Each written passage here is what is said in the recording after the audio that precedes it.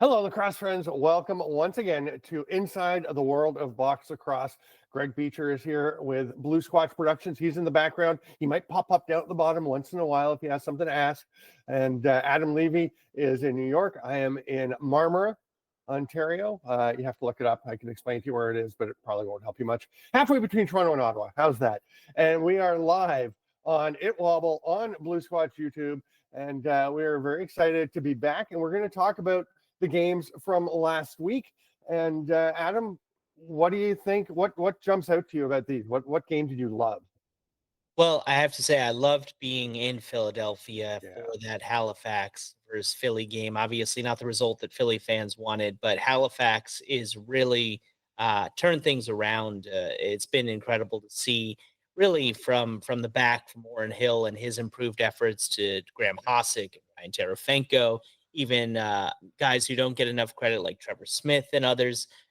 It's really been an impressive effort from them, but Calgary, I think, is the continued story to say, wow, this team is really or performing above expectations, I should say. And it's really, I don't think we're giving Josh Sanderson enough credit and that whole coaching staff, including the veterans on that team for bringing everyone together. So I'd say my most impressed result would be the Calgary going into Vancouver, winning by 3, scoring 15 goals.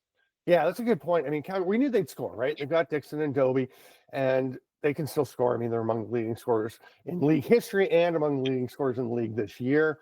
I think the goaltending obviously was the big question, and Josh Sanderson addressed that. I know when we were calling the game before the Calgary Ottawa game, when we had our calls before, he said, "Hey, with the Del Bianco situation, you deal with it, and we're going with Cam McLeod. He's our guy, and they believe in him, and he's played very well for them Yeah. the last couple of weeks. He wasn't great early, but Yep. I mean, this is a guy who barely played in the league, right? It takes some adjusting. It's a hard league to play in. It's hard to stop these guys from scoring.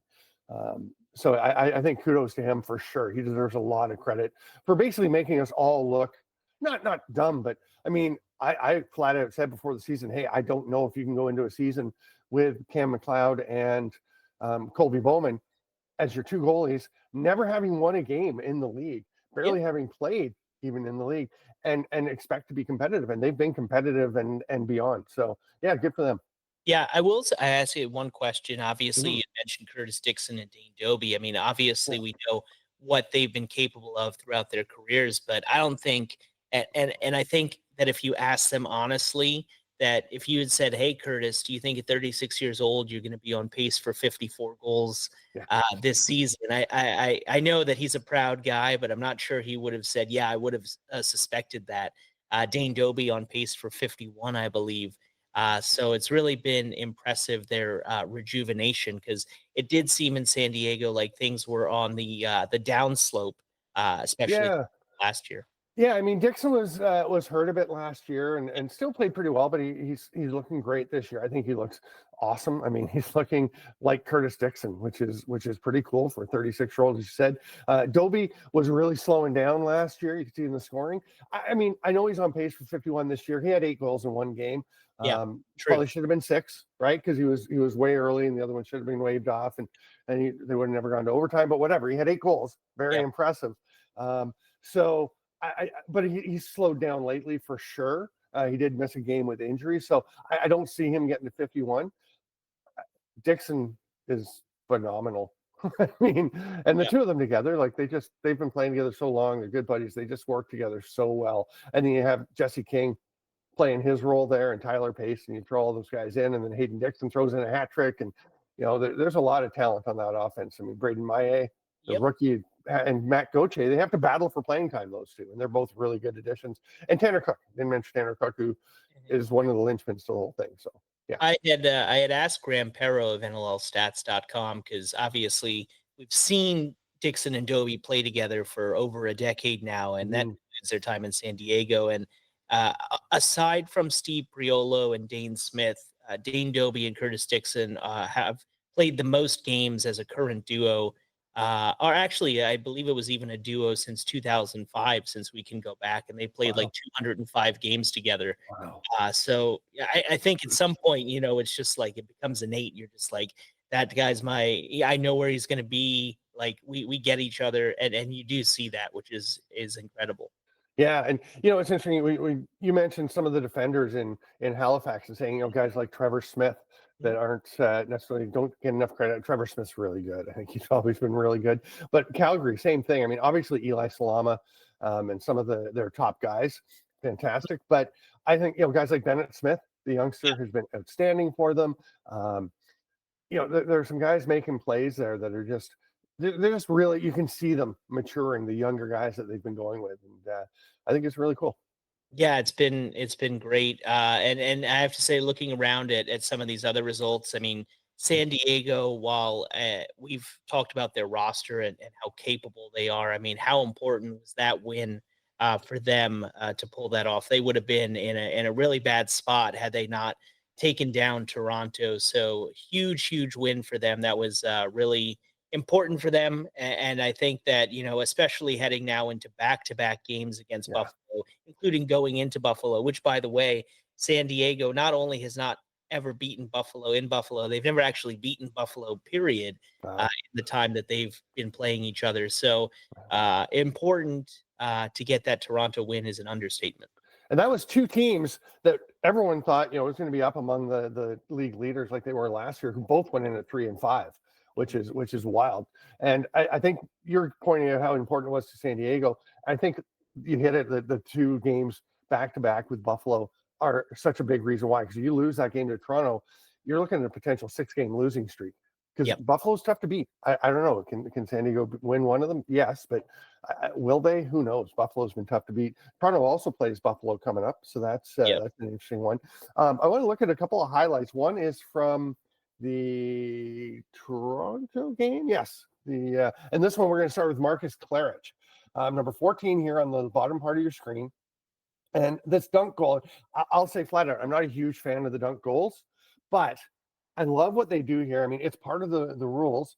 Look at this move to get Salama moving and Yep. then reaching back to the far side of the net, going across to the other side. We saw the one last week where I forget who it was, came back and went 5-hole on Nick Rose, I believe. And look at that shot. Just you can see the ball, perfect pausing there, Greg, where you see the ball going in over on that far post. Goalies, they've learned how to deal with this, and they're getting high and over to the post because that's where guys try to go. And Claridge somehow gets it over to the far side, and we're going to see another one, Adam, after this. It's almost the same goal. Yeah, it's a great effort. And by the way, great footwork. Look at how the plant and the extension there. Unbelievable. What an effort. That's another great pause by Greg. I mean, that is literally a Superman-esque extension there.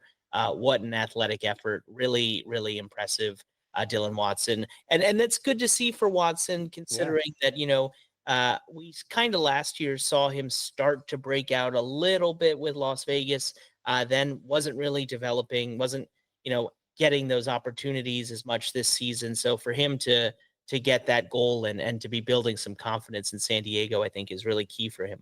Yeah, I like it. I think that's his first goal with them, right? Because he got one with Vegas this year, didn't he? Mhm. So that's Yeah, his I first believe goal. Love the shot of Mike Poulin with just the flecks of gray doing so. the elder statesman thing. He was looking really good. Mike Poulin, one of the nicest people you will meet. I know we say Yeah. that a lot about players. Man, he is unbelievable, great guy, and such a great presence for them. I mean, when he has to go in and play, he can still play, but he's there as a mentor as well for Chris Riglieri, which is working out great for them. So, And talk um, about smart guys. Isn't he like a biomechanical engineer or something crazy? Like he's an incredibly smart guy. I remember watching one of the NLL videos with him, huh. and they talked about what he did. He's like he's incredibly smart. Yeah. Yeah, I actually don't know what he does. Yeah, I actually don't either, but I will say that, despite any bits of graying, still an incredible hairline. Oh Good my for him goodness. keeping Yeah. that. And the jawline. I mean, come on. I'll tell you, one of my favorite Mike Poulin stories was he was playing for Kitchener in major series, Kitchener Waterloo Kodiaks back before they moved to Coburg. And they're playing in Peterborough. Mhm. And it's a really close game. This is when Peterborough was, winning a bunch of man cups and, Yep. constantly at the top of the league. Kitchener was trying to make the playoffs. Good young team, but hard to compete with some of the top teams. And he has one play where he picks up a loose ball, a rebound, whatever, picks it up, goes to throw it, ball rolls at the back of his stick and into the net. And you're like, oh, you feel for him. And Peterborough winds up winning that game like 11-10 or 12-11 by 1 goal. And I talked to Pooley after in the down by the change room. I said, I felt for you, man. Like how do you deal with that? That's got to be frustrating. He's like, yeah, it happens. You just hope it's not a 1-goal game. Yeah. Like he was just like, yeah, what are you gonna do? But he kind of made a bit of a joke of it. And like, what are you gonna do? He's a great goalie. He was the league's MVP that season. I think, or one season was the MSL MVP. He was a goalie of the year in the NLL. Things happen to even the best of us. Yeah, 100%. I actually was just talking about this with somebody yesterday. I'm forgetting who it was, but even and maybe we haven't really been fair enough on Cam McLeod and what his potential is. We were just talking about him in regards as you look at a guy like Matt Vince and his first 3 real full seasons in the league where he was playing 700, 800, 900 minutes. His save percentage was about 75% on average. His goals against average was like 13. Like sometimes it takes some time, and I think that going through some trials and tribulations, figuring it out, learning it, and also we don't give enough credit to how these guys mentally prepare, because that is so common where you talk to guys, and I know I would be distraught. I think you would agree that if you get a tough loss, you'd be like, man, that sucks. But these guys, they're just like, I'll get the next one. And it's just like, how do you do that? Thomas Kajzik was great for that, right? And his first start with Saskatchewan, he gives up 4 goals in the first 5 minutes. Didn't look good at all. And you're thinking, oh my goodness. And it's kind of like Christian Del Bianco's first start for Calgary when he got pulled because he gave up 7 or 8 goals. He wasn't good. I mean, they were hitting perfect shots. He just didn't have a good game.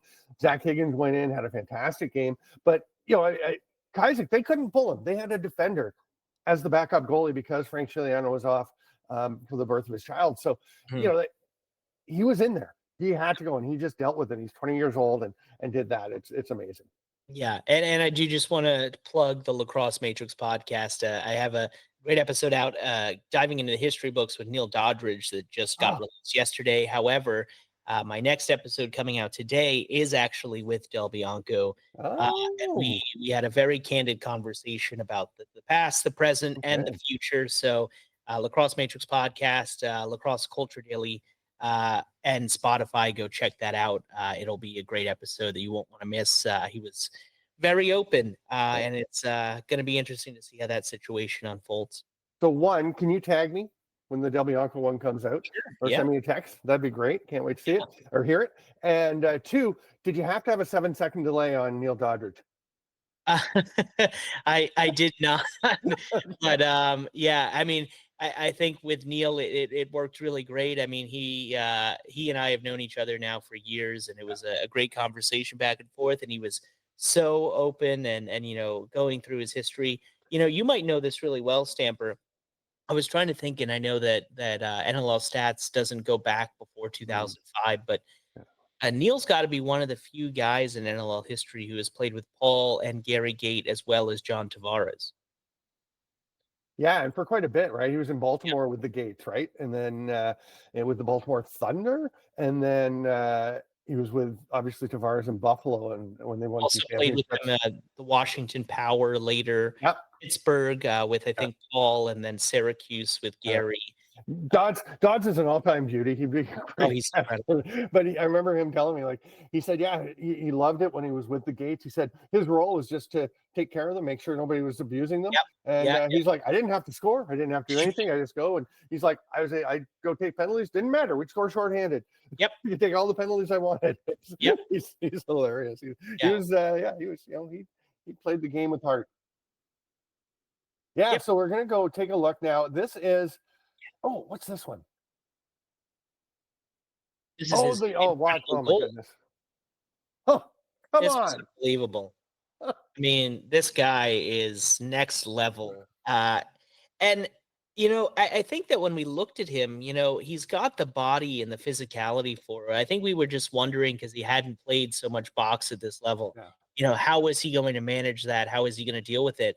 Well, he's playing like a man out there, and really, It's incredibly impressive. I did have to do my signature Levi lens zoom in for this goal because it was so close to being a no goal. Although I would say that that's one of the instances where if I'm the ref and I'm reviewing that, I'd say, you know what, we'll give him that one because that was just too good to pass up on.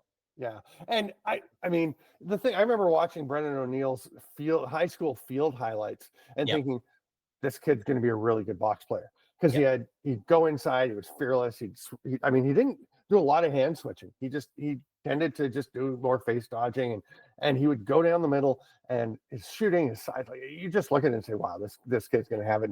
And, then you realize he did obviously play box before. He played in Connecticut. He played some, like with the Blue Star or whoever it was that he played with. And what a goal. I mean, unbelievable. And then he lands on his back and it's, he just pops up. Remarkable. This might be one of the plays of the weekend from a Philadelphia athlete. Yeah. That goes. Cooper DeJean would be up there and everything Josh Sweat did. The pass from Jalen Hurst, but he put this in that list with those amazing plays. Yeah, and I think that's enough of praising of Philadelphia for now, at least from the Eagles standpoint. Yes. As a New Yorker, I need to keep that in check. I need to keep the ego of Philadelphia low. But Brendan O'Neill, unbelievable. Yeah. I know another guy in Philly who stood out in his debut this weekend was Michael Sowers. What did you think of his debut? So he's so quick. He is super quick. I think one thing you saw it, and I know people are like, oh, he's got to stay in the lineup. I'm like, I'll tell you one thing.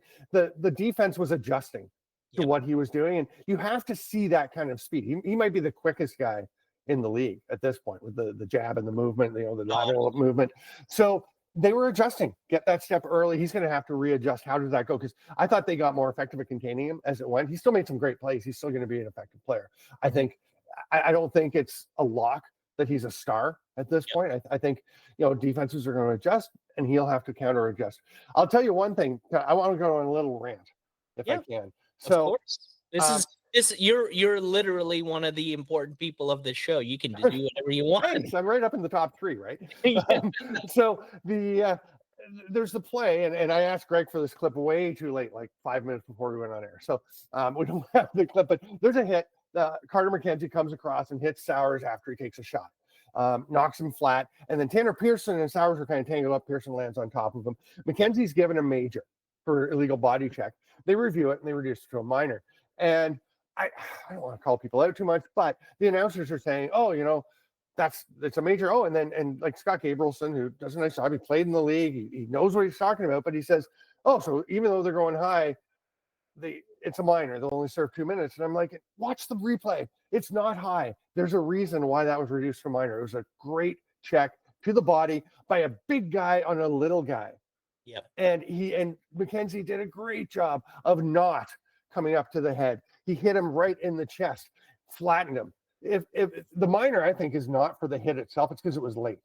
Mm-hmm. Right. I think it was a step or so late. Yeah. I would also say that, if you look at the entire situation, you mentioned it was compounded. Things look worse when there is extra curriculars with it, when a guy is falling on after the hit. When you put it all together, especially if you're, supporting or rooting for that team, it looks much worse than it is. But I think, if you isolate it just with the hit on itself, I would agree. Yeah. And in the ref's defense, he wasn't looking right at that because there's the shot. He actually follows. You can watch the play. He follows the shot. He's following the play. And then he looks back and there's Michael Sowers on the turf. Johnny Pearson has landed on him. Pearson maybe could have avoided it, but they got tangled up. He fell on him. But he just sees huge Carter McKenzie and little Mikey Sowers on the, I know I had to say it, on the turf.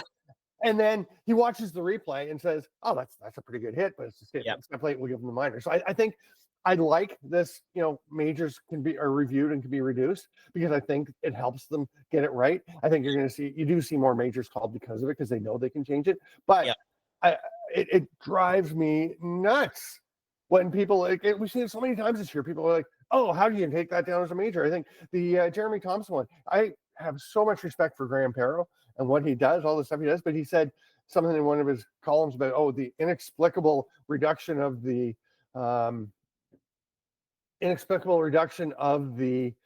major to a minor for Jeremy Thompson. He cross-checked David Brock in the chest, and Brock's stick hit him in the face. I'm not saying did Brock embellish? Probably a bit.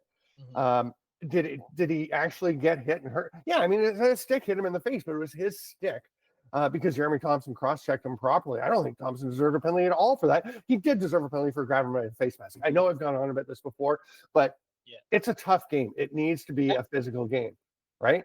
Yep. So yeah.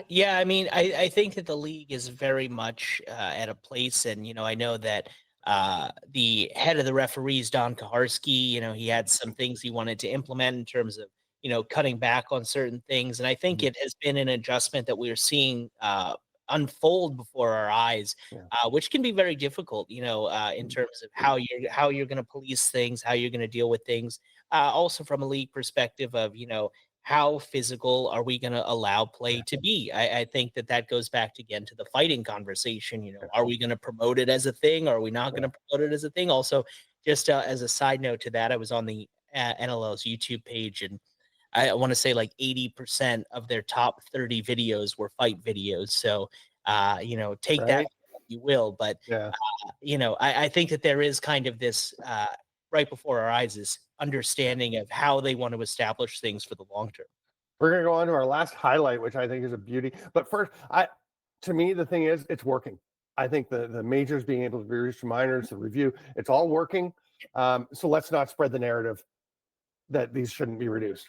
So here is a play. First of all, speaking of big hits, I'm glad that Greg clipped this a little before I asked him to, because that's a great hit by Damon Edwards. Now, it does knock the helmet off. Guys have to buckle up their chin straps. That's, to me, like if your helmet comes off, that's largely on you.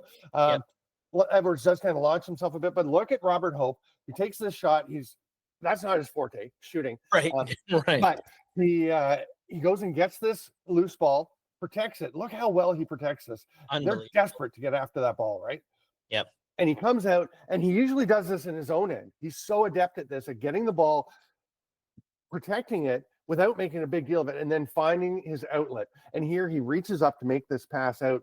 And Color, this is such a game-changing moment. And it's such a little thing that you could easily miss. By the way, when I say his forte is not shooting, I had a chance to play with Robert Hope in a charity game.